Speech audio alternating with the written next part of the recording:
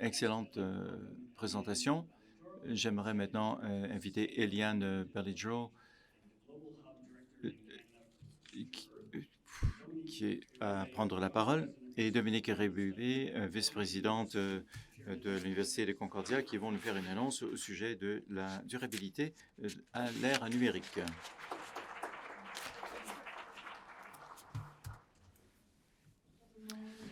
Plaisir de me retrouver à Ottawa, bien sûr, dans une communauté que je connaissais très bien de l'autre côté de la clôture, évidemment. Maintenant que j'ai rejoint l'Université Concordia depuis 2 mois et demi, c'est vraiment un grand plaisir que j'ai de faire une très courte et la plus courte possible introduction à ma collègue. J'ai joint l'Université Concordia beaucoup en raison de sa capacité d'innovation et de diriger des initiatives différentes dans notre écosystème de recherche qui veulent vraiment faire une différence justement sur cette question que la conférence ici se préoccupe année après année sur la question de la mobilisation des connaissances et comment réussir ce transfert. This conference is always about all connecting. Cette conférence a toujours été une occasion pour les décideurs et les chercheurs de communiquer entre eux et de parler de l'impact de la recherche. Et je pense que la pandémie, on a dit justement ce matin que la pandémie a mis en lumière davantage les problèmes. Alors, comment produire les connaissances voulues, comment en assurer le transfert et comment l'exploiter. Et la réalité, la problématique existe toujours. En même temps, je crois que nous faisons des progrès. Il y a de plus en plus de gens qui s'intéressent. Il y a beaucoup d'efforts qui ont été faits à l'intérieur de l'écosystème pour investir dans cette notion d'écosystème de la recherche et je remercie à tous ceux qui ont mené le combat. Et beaucoup d'institutions telles que l'Université Concordia, justement, explorent diverses solutions et essaient de voir comment soutenir le transfert de connaissances. Alors, nous sommes là pour lancer une nouvelle initiative dans ce sens, initiative développée par l'Université Concordia. Concordia a été très impliquée dans le lancement d'initiatives. Ma collègue à DRV aujourd'hui a lancé une plateforme sur l'entrepreneuriat et aussi l'Institut sur les villes de prochaine génération. Nous avons aussi lancé l'initiative SHIFT, ce sont des initiatives de transformation sociale. Et cette fois, Concordia a décidé de lancer un nouveau modèle sur la création d'un centre de réflexion au sein de l'inversion. Alors, il y a des centres, des consortiums, des laboratoires et des instituts. Et maintenant, nous essayons de voir qu'est-ce qu'on pourrait faire pour créer un think tank au sein même de Concordia et à quoi servira-t-elle? Alors, parce que ce n'est pas simplement une question de recherche, mais aussi de promotion de la recherche qui se fait au sein de l'université. Lancé aujourd'hui, Sustainability in the Digital Age. It's about accelerating. Alors, durabilité dans l'ère numérique pour accélérer l'impact de la technologie numérique avec 17, conformément aux 17 objectifs de développement durable établis par l'ONU. Alors, tous les établissements de haut savoir essaient d'incorporer ces notions dans leur plan de haut savoir. Sans des donateurs, c'est ainsi que les think tanks fonctionnent. Dans notre cas, bien sûr, il faut absolument qu'on soutienne, qu'on remercie le FRQ, le généreux donateur initial qui a accepté de soutenir l'initiative. Et bien sûr, mon rôle à partir de là s'arrête ici. J'ai vraiment le plaisir de vous introduire Eliane Oubalijoro, qui est la directrice générale de l'initiative. En français, je l'ai appelée Développement durable à l'ère du numérique. Ça fonctionne? Parfait, merci. Et qui est également directrice du pôle canadien de Future Earth. Donc, bien sûr, Eliane compte, plusieurs d'entre vous la connaissez, elle est nouvellement membre du conseil d'administration de Génome et également plusieurs dizaines d'années d'expérience en politique, dans des politiques scientifiques. Alors, ces qualités de leader, je pense, vont être essentielles à la réussite du think tank. Merci beaucoup. Et Eliane, à ton tour.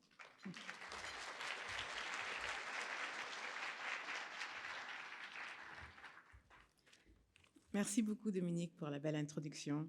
Je voudrais aussi remercier les étudiants de l'Université Concordia. En 2009, j'étais encore professeure affiliée à l'Université McGill et je faisais de la consultation en partenariat public-privé à travers la planète et je faisais du conseil à différents gouvernements. Et les étudiants de l'Université de Concordia ont invité Wangari Maathai, la prix Nobel kenyane, pour venir parler à la communauté montréalaise. Et ça a été l'opportunité pour moi de rencontrer mon héroïne. Et suite à ça, elle et moi, on avait discuté de pouvoir travailler ensemble. Malheureusement, elle est décédée après. Mais aujourd'hui, je suis sur le siège du Crop Diversity Trust, qui est la banque de semences de la planète, et j'ai le siège que tenait Wangari Maathai, et je remercie les étudiants de m'avoir donné l'opportunité de la rencontrer. Je sais qu'aujourd'hui, there are a lot of youth members. Je sais qu'aujourd'hui, il y a beaucoup de jeunes conseillers scientifiques et il est important que vous regardiez autour de vous parce qu'on ne sait jamais avec qui on pourra nouer contact. Alors, on a parlé de mentorat, mais le fait que l'avenir que nous essayons de façonner a tout à voir avec la manière dont nous préparons cet espace pour la génération future. Alors, Dominique et l'Université Concordia vous remercient de soutenir cette initiative pour la création de centres de réflexion et je tiens aussi le CSPC de nous avoir invités aujourd'hui et nous sommes aussi reconnaissants au Fonds de recherche du Québec pour les fonds opérationnels et aussi l'accès aux divers fonds que nous avons demandé, aux subventions que nous avons demandées. Alors, cette annonce arrive à point nommé.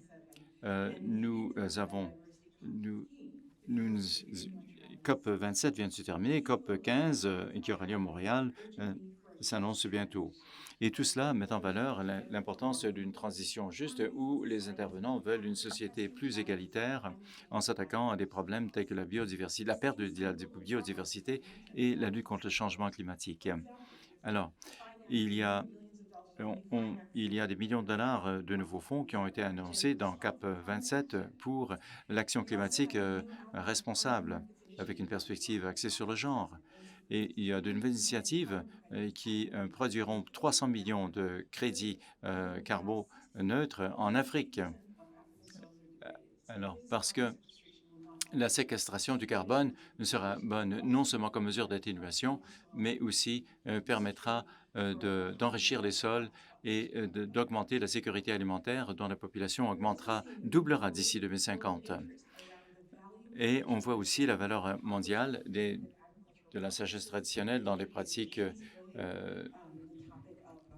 On a parlé aussi de comment avoir une agriculture qui ne produit pas autant d'émissions de gaz à effet de serre. Alors, il est important d'avoir un système carboneutre en agriculture. C'est important pour la manière dont nous nous voyons et pour le sort de nos générations futures. Donc, toutes les séances du CSPC montrent comment toutes les générations sont importantes parce que nous voulons protéger 30 des terres agricoles d'ici 2030 et alors, nous voyons donc un épanouissement de toutes les collaborations et des partenariats. Et alors, cette collaboration a commencé par une série de réunions qui ont été organisées par Future Earth en 2020 pour explorer comment l'exploration vision. Nous avons donc créé un cadre de recherche créé en collaboration avec plus de 250 experts. Basé sur ce programme de recherche, la durabilité à l'ère numérique, et mettant un centre de réflexion en chair et en os. Nous avons de la formation pour former de nouveaux formateurs, nouveaux chercheurs et influencer la politique. Je suis heureuse de vous parler de quelques projets clés et je vous encourage à vous impliquer davantage aussi et de communiquer avec moi si cela correspond à vos intérêts. La Coalition pour la durabilité environnementale est un partenariat qui a été créé en réponse à l'appel du secrétaire général des Nations unies. Il s'agit d'atténuer les risques et les conséquences inattendues. Et nous travaillons donc à une échelle internationale avec le Programme de développement international des Nations unies, le Programme environnemental, le Conseil national des sciences et aussi l'Agence environnementale de l'Allemagne et d'autres. Et donc, c'est une excellente occasion pour nous de façonner la manière dont nous allons aller de l'avant dans l'avenir et comment nous allons exploiter l'intelligence artificielle pour le bien, comment nous exploiterons aussi les découvertes scientifiques pour le bien de l'humanité. Nous travaillons aussi à un niveau plus basique avec des partenaires au Rwanda et dans d'autres pays d'Afrique. Nous utilisons l'imagerie satellite pour assurer la viabilité de l'agriculture. Notre but est donc de travailler avec Mila et AI, un institut à Montréal, et d'aider les agriculteurs et encourager des pratiques régénératrices en utilisant l'intelligence artificielle. On sait que la crise climatique est liée à l'exploitation agricole. Donc, il est important d'avoir des sols en santé qui peuvent retenir davantage d'eau et devenir plus résilients. Comment créer une infrastructure verte? Ce sont des éléments essentiels à notre plan de survie.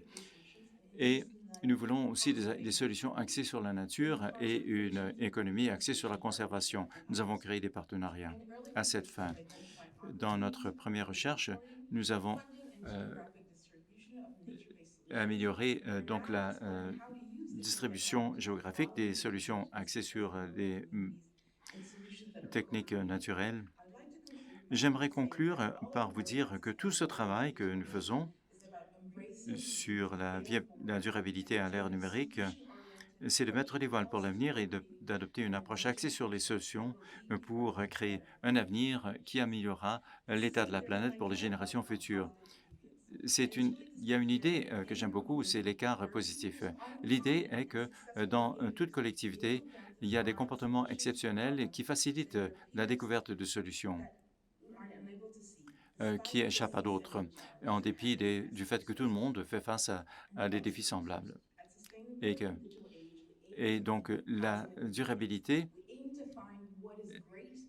Donc, ce que nous voulons, c'est être des déviants positifs, justement, et trouver des solutions qui profiteront à l'ensemble de la planète. Merci beaucoup de m'avoir donné l'occasion de vous adresser la parole. Nous cherchons toujours de nouveaux partenaires. Et je vous souhaite donc une excellente conférence et je vous remercie d'avoir été ici aujourd'hui et de tout le travail que vous faites pour l'humanité et la planète et encore une fois pour les générations futures.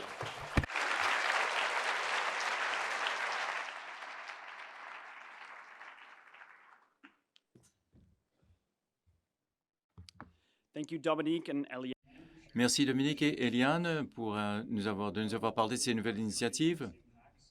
Nous savons qu'elles auront des initiatives à plusieurs. Alors, cet après-midi, nous aurons des séances concomitantes à compter de 13h30 et aussi suivies d'un gala. J'aimerais aussi vous dire que pour les panels en français, il y aura l'interprétation simultanée avec des écouteurs au fond de la salle.